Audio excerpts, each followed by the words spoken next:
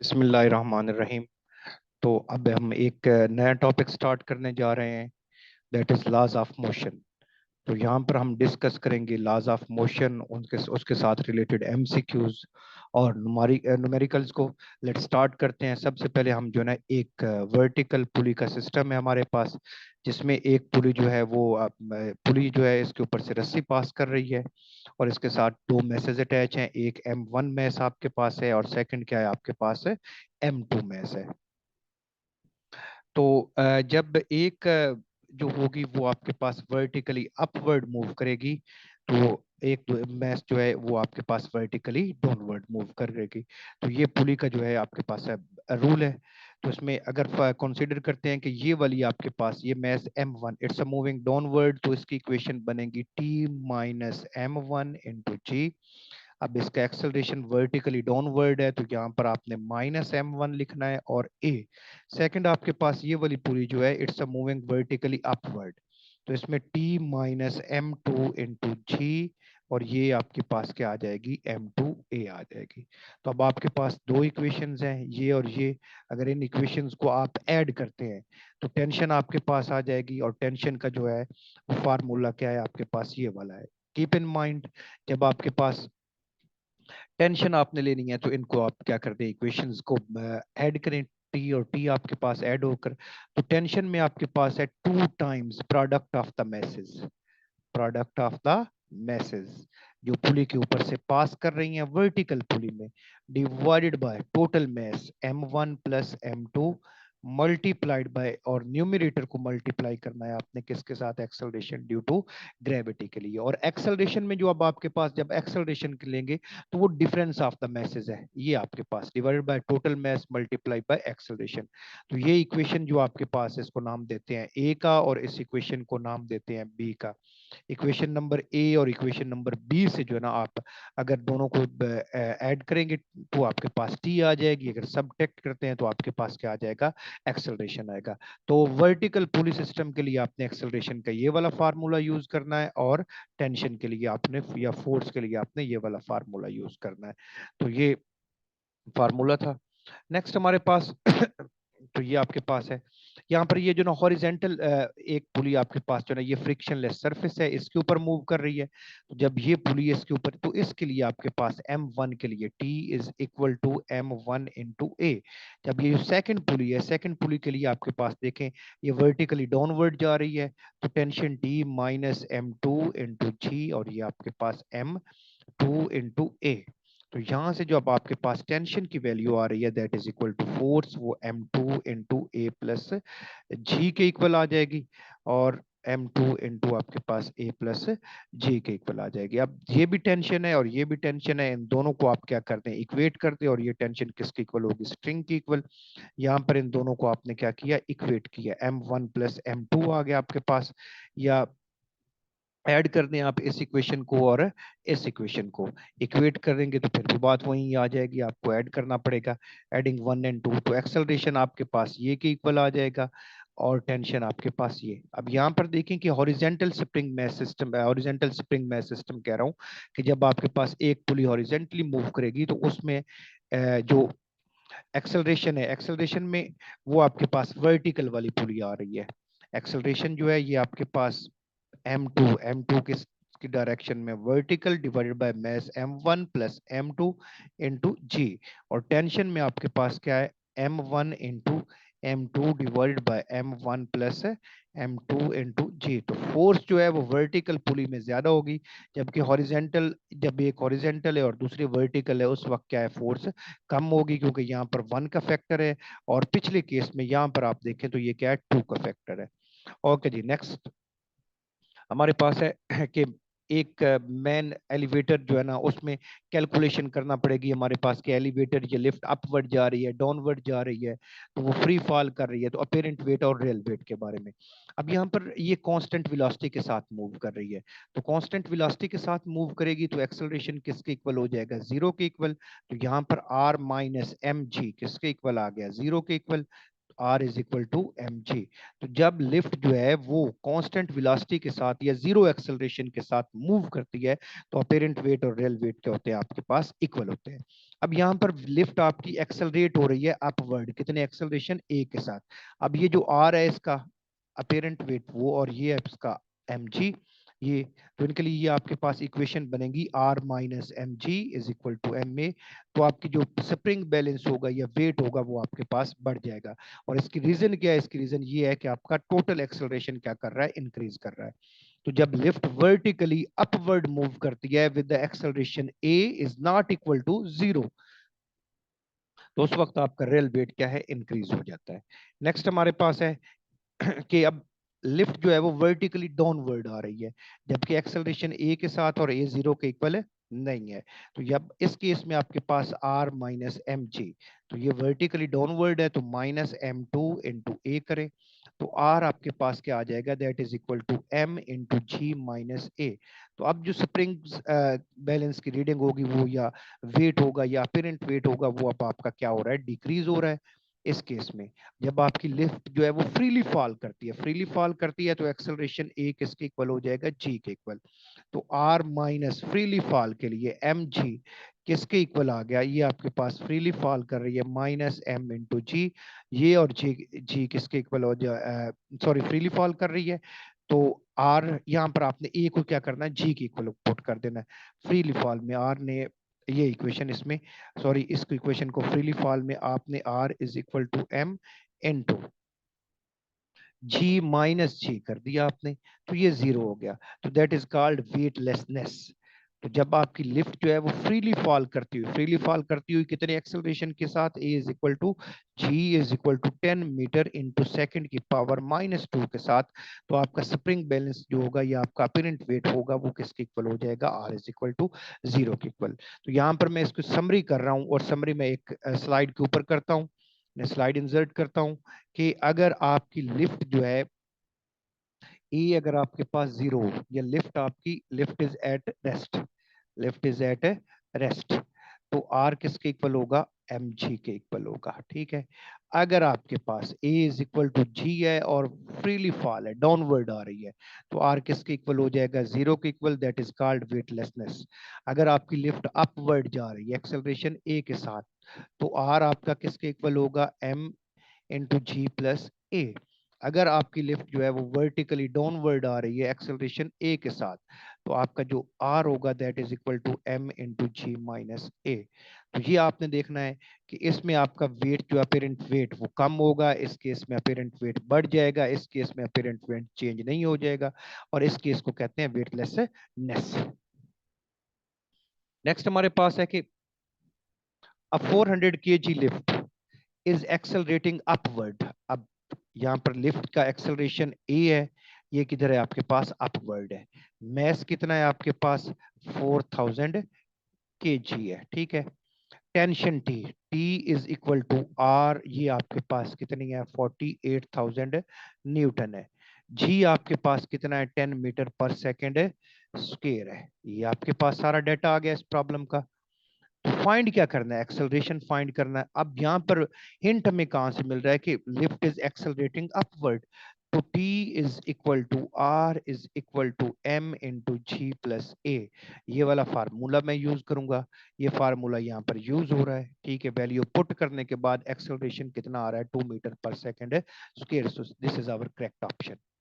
Next हमारे पास है the mass of the lift is 100 kg। M कितना है हमारे पास, 100 kg है, which is hanging on the string. अब स्ट्रिंग जो होगी वो टेंशन प्रोवाइड करेगी। ठीक है, आर जो होगा उसका काम string, tension in the string कर रही है, the tension in the string. तो इस केस में आर किसके इक्वल होगा, टी के इक्वल होगा। when the left is moving with constant acceleration, a किसके इक्वल हो गया, जीरो के इक्वल। तो इसमें r किसके इक्वल आ जाएगा, mg के इक्वल हो जाएगा। रियल और अपेरेंट वेट आपके पास क्या होंगे, इक्वल। तो r is equal to T into M G 980 newton. So that is the correct option. Keep in mind, यहाँ से हमें पता चला है कि एक्सल कांस्टेंट वेलोसिटी, तो कांस्टेंट वेलोसिटी है तो एक्सेलरेशन किसके इक्वल हो जाएगा, जीरो के इक्वल। r किसके इक्वल आ गया, mg के इक्वल। और t आपके पास m और g, बाकी सारा डेटा आपको गिवन है। नेक्स्ट हमारे पास है क्या, 0.1 kg block suspended from a massless string is moving first vertically upward. पहले ये क्या जा रहा है, वर्टिकली अप जा रहा है। अब ये वाली जो डायग्राम है ये हमें वर्टिकली अप की इक्वेशन देगी, और ये वाली डायग्राम ये हमें वर्टिकली डाउन की इक्वेशन देगी। तो आपके लिए इक्वेशन क्या है, वेट इधर जाएगा, T minus M G is equal to M A, तो this is for upward motion, and T minus M G is equal to minus m ए, तो ये आपके पास, तो tension T one upward motion के लिए मैं टेंशन टी वन लिख रहा हूँ, डाउनवर्ड मोशन के लिए मैं टेंशन टी टू लिख रहा हूँ।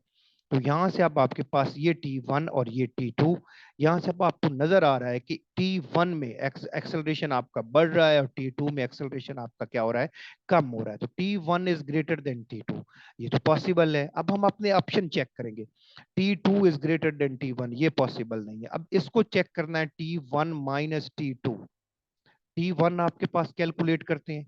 यहां से अगर हम T1 कैलकुलेट करें तो M हमारे पास कितना है, 0.1, ए कितना है हमारे पास, 5 मीटर पर सेकंड स्क्वायर, ठीक है। एक्सेलरेशन ए कितना है, 5 मीटर पर second square, and move up, ठीक है। एक्सेलरेशन ये आपके पास 5 आ गया और ये प्लस आपके पास 10 आ गया।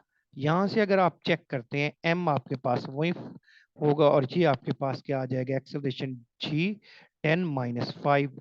तो यहाँ से अगर आप दोनों काम करें, तो पहले को और दूसरे को, तो यहाँ से आपका ऑप्शन जो है ये आपके पास 1 न्यूटन फोर्स का बना, T1 इज इक्वल टू, अब ये 1 kgf नहीं है, क्योंकि 1 kgf जो होता है किलोग्राम फोर्स, तो किलोग्राम फोर्स जो होता है 1 kg मल्टीप्लाइड बाय 10, ठीक है, और 10 एक्सेलरेशन ड्यू टू ग्रेविटी है, और ये मीटर इनटू सेकंड की पावर -2, तो ये 10 kg आपके पास आएगा, ठीक है। तो that is the correct option. Okay ji.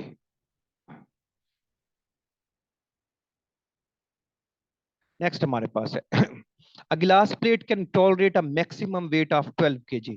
For example ये मेरे पास एक गिलास प्लेट है, तो इसमें जो मैक्सिमम जो 12 kgf, that is the unit of force, 12 kgf, not a kilogram, that is the kilogram force. तो किलोग्राम फोर्स जो होता है वो यूनिट फोर्स होता है 12 kg मल्टीप्लाइड बाय 10, और साथ क्या आ जाएगा, मीटर इनटू सेकंड की पावर -2। तो ये 120 न्यूटन की मैक्सिमम ये फोर्स क्या कर सकती है, बर्दाश्त कर सकती है। ये आपके पास प्लेट है, तो इसके ऊपर जो मैक्सिमम फोर्स लग सकती है प्लेट के ऊपर, वो आपके पास क्या है, 120 न्यूटन है, 120 Newton. A 10 kg block is placed on the glass plate तो अब ये मैक्सिमम, अब ये आप दोबारा देखें कि यहाँ पर इसको आपने 10 kg एक ब्लॉक रख दिया इसमें, is placed on the glass plate and the system is moved vertically upward। अब ये सारा सिस्टम vertically upward जा रहा है, कितने एक्सेलरेशन a के साथ। The glass plate can break at a certain value of acceleration, the value of this acceleration a हमने फाइंड करना है। तो अब जब ये अपवर्ड जाएगा, तो अपवर्ड के लिए आपके पास वेट किधर एक्ट करेगा, डाउनवर्ड, और लिफ्ट जो है उसकी टेंशन आपके पास अपवर्ड, अपवर्ड के लिए ये इक्वेशन, टी आपके पास जो मैक्सिमम है वो 120 आपके पास किलोग्राम, 12 kgf होगा ये, तो 120 है। यहाँ पर ये आपके पास m जो है वो जो इसमें रखा हुआ है वो 10 आपके पास ये आ गया, तो 10 a, तो एक्सेलरेशन ये कितना बर्दाश्त कर सकती है, 2 मीटर पर सेकंड स्क्वायर का। नेक्स्ट हमारे पास ये गन मैथ सिस्टम है। अब इनका इनिशियल मोमेंटम जो है वो 0 के ऊपर है, क्योंकि इनिशियली गन और बुल्ट दोनों रेस्ट में है। जब बुल्ट फॉरवर्ड डायरेक्शन में जाएगी तो गन बैकवर्ड डायरेक्शन में जाएगी, तो that is the velocity of the gun. ये v कैपिटल जो है is equal to -m over capital M, mass of the gun into small v, that is the velocity of the bolt, vg, and velocity of the gun। To differentiate मैं इसको जो ना V B bolt की velocity और V G क्या है आपके पास है, गन की वेलोसिटी है। ओके जी। A rifleman who together with his rifle has a mass of 100 kg, M R आपके पास कितना आ गया, बंदे और राइफल की मैस आपके पास 100 kg आ गए। Stand on a smooth surface and fire 10 shots horizontally, 10 बुल्ट्स वो हॉरिजॉन्टली फायर करता है इस डायरेक्शन में, 10 बुल्ट्स, ठीक है। Each bullet has a mass 10 kg, तो मैस आपके पास है एम बी, इसको किलोग्राम में कन्वर्ट करेंगे तो ये हमारे पास 10 raise the power -2 kg। Next आपके पास क्या है, वेलोसिटी ऑफ द बुलेट कितनी है, वी बी 800 मीटर पर सेकंड है। वेलोसिटी ऑफ द राइफल हमने क्या करनी है, फायर करनी है आफ्टर फायरिंग 10 शॉट्स, तो फायरिंग तो conservation of linear momentum use करेंगे। तो यहां से अब आपके पास v are velocity of the rifle is equal to minus m v b divided by m. तो इसकी आप अगर आप डेटा आपके पास सारा गिवन है तो कैलकुलेशन करें तो ये आपके पास आप एक ऑप्शन आ सकता है। और आई थिंक ये ऑप्शन जो है अगर इसको आप कैलकुलेट करते हैं तो V are velocity of the rifle, M कितना है आपके पास 10 raise the power -2, V bullet कितना है आपके पास 8 multiplied by 10 raise the power 2 क्योंकि 800 है, डिवाइडेड बाय एम कितना है आपके पास 100, that is equal to this VR is equal to 8 over 100, that is equal to 0.08, that is the correct option, not this 0.8 जो होगा वो आपके पास 8 over 10 देगा।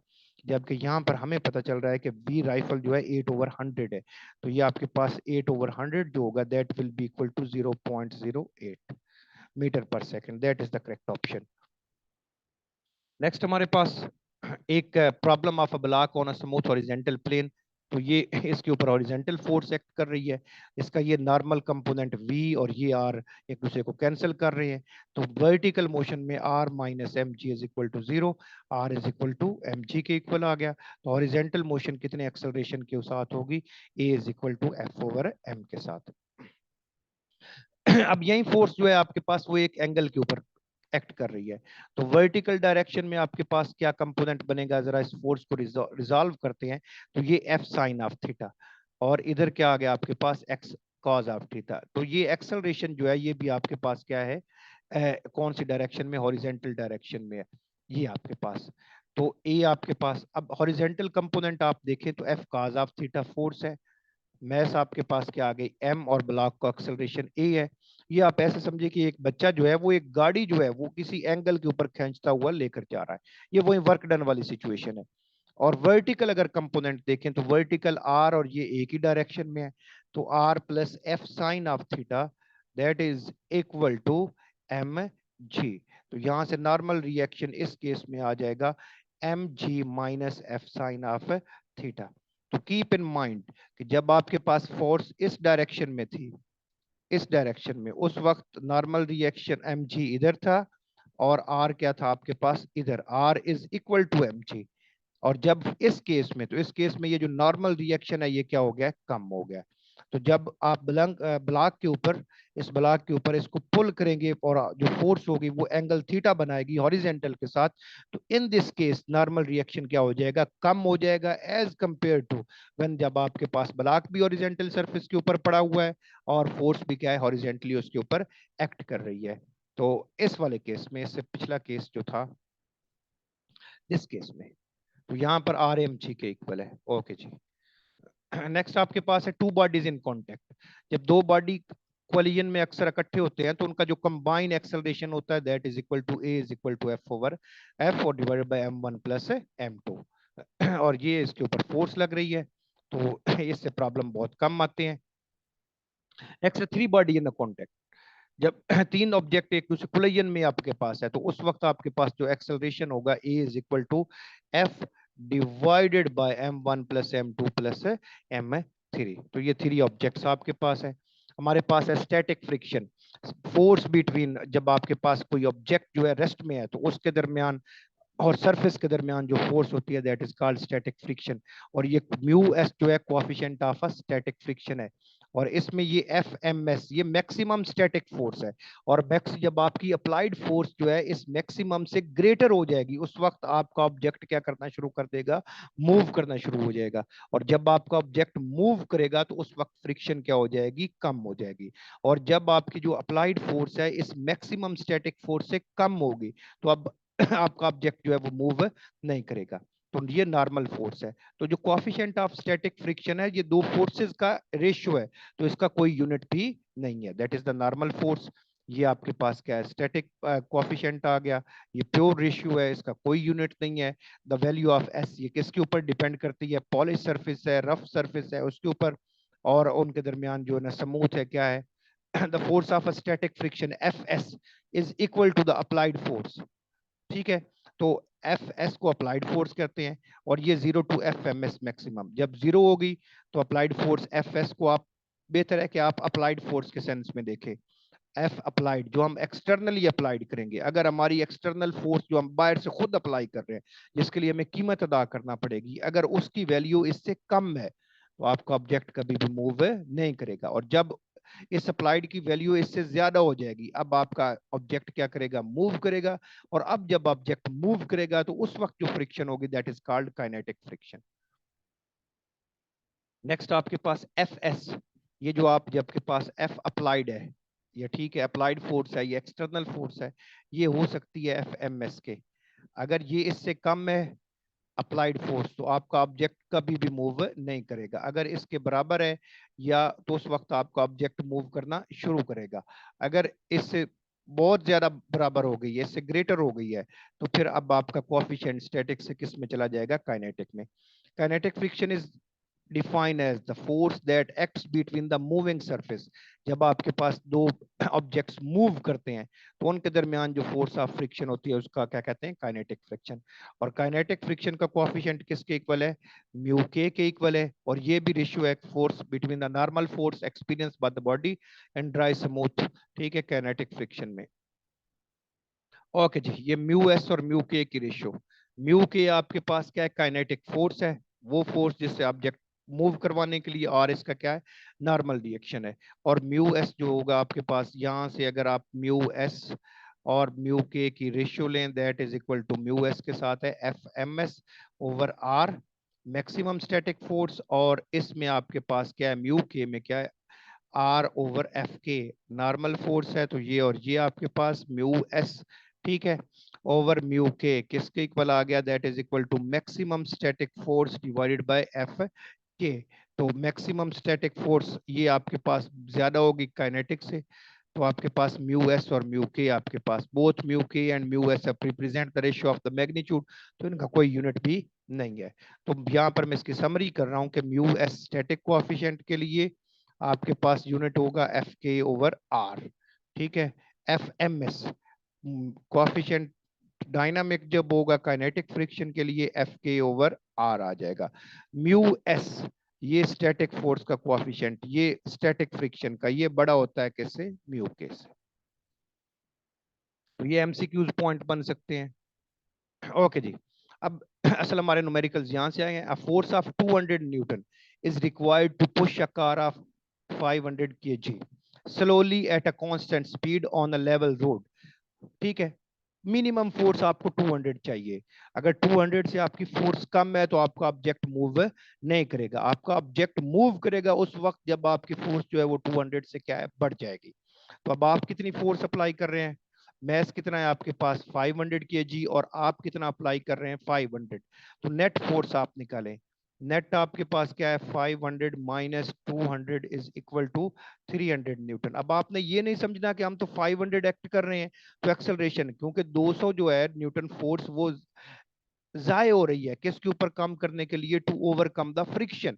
और जो फ्रिक्शन के ऊपर लग चुकी है वो हमारे किसी काम के नहीं है। और इस ऑब्जेक्ट में जो एक्सेलरेशन होगा ये 300 न्यूटन फोर्स प्रोड्यूस करेगी। तो ये नेट फोर्स है, ये उसका मैस है। तो यहां से इसकी ये वैल्यू आपके पास 0.6 मीटर पर सेकेंड है स्क्वायर एक्सेलरेशन आपके पास आ गया। नेक्स्ट हमारे पास है, a 40 kg block of wood is dragged along the platform of a railway station with the force of 300 newton. Force कितने एक्ट कर रही है, 300 Newton. The coefficient of a friction between the wood and the concrete of platform is 0. Mu के आपके पास वो किसके equal है, 0। जी आपके पास दिस है द फोर्स ऑफ फ्रिक्शन, ठीक है। तो ये 200 न्यूटन आपके पास, म्यू आपके पास उसकी वैल्यू एम है, तो ये 200 न्यूटन। जो अब यहाँ पर ऑब्जेक्ट कितना लग रहा है, ऑब्जेक्ट जो फोर्स आप लगा रहे हैं वो है 300 न्यूटन। तो इसमें जो नेट एक्सेलरेशन प्रोड्यूस होगा, जो एक्सेलरेशन प्रोड्यूस होगा इस ब्लॉक में, वो इस 300 न्यूटन की वजह से नहीं होगा, वो 100 न्यूटन की वजह से हो रहा है। क्योंकि इसमें जो फ्रिक्शनल फोर्स है 200 न्यूटन है, 200 न्यूटन की जो फोर्स है वो फ्रिक्शन के ऊपर काबू करने के लिए, इसलिए ये तो क्या हो गई जाए। अब नेट क्या बनेगा, 300 माइनस 200, तो ये 100 जो होगा ये उस ऑब्जेक्ट को क्या करवा रहा है, एक्सेलरेट करवा रहा है। नेक्स्ट हमारे पास ये एक प्रॉब्लम है कि two masses M1 5 kg and M2 4.8 tied to a string are hanging over a light frictionless pulley, what is the acceleration. अब ये वर्टिकल पुलीज है और मैंने आप लोगों को बताया है कि जब एक्सेलरेशन आपने फाइंड करना है vertical difference of the masses divided by sum of the masses into g. अब टू मैसेज हैं, एक क्या है 5 और दूसरी कितनी है 4.8, 5 माइनस 4.8 डिवाइडेड बाय ये क्या आ जाएगा 5 प्लस 4.8 इनटू आपके पास क्या आ जाएगा जी। तो जी को आप 10 करें, इसको आप सॉल्व करें, you can find your answer. Keep in mind कि जब वर्टिकल पुलिस होंगी तो acceleration difference of the masses masses divided by sum of the masses multiplied by g. और टेंशन किसकी इक्वल होगी इनमें वर्टिकल में 2m1 two times product of the masses sum of the masses into g को denominator में आपने multiply करना है। नेक्स्ट हमारे पास जो क्वेश्चन है कि अ machine gun Fyers a bolt of mass 40 ग्राम। तो बोल्ट की वी बोल्ट आपके पास एंड विद वेलोसिटी 1200 मीटर पर सेकंड, तो ये वेलोसिटी ऑफ द बोल्ट आ गई, ये मैस ऑफ द बोल्ट है। अब यहाँ पर यूनिट क्या है मीटर पर सेकंड है और ये क्या है आपके पास ग्राम में है, तो आप इसको किलोग्राम में कन्वर्ट करें। किलोग्राम में जब हमने कन्वर्ट किया ये आ गया आपके पास। The man holding it can exert a maximum force, ये आपके पास आ गई। How many bolts can be fired per second, ठीक है। अब इसके लिए ये फार्मूला हमने ये लिखा है F is equal to M A. तो इस एम ए को एम को यहां पर मैं लिख सकता हूं ये वी, और ये 1/T जो है इसको मैं एन के इक्वल कह रहा हूं। और एन मुझे क्या बता रहा है number of bolts fired per second, number of तो जो डायमेंशन है वो टी टाइम का वो इसमें है। तो N is equal to bolts की तादाद number of bolts bolts divided by time. तो ये आपके पास है। अब सारी वैल्यू कैलकुलेट करें तो आपके पास जो है ना you can find your answer. Thank you very much.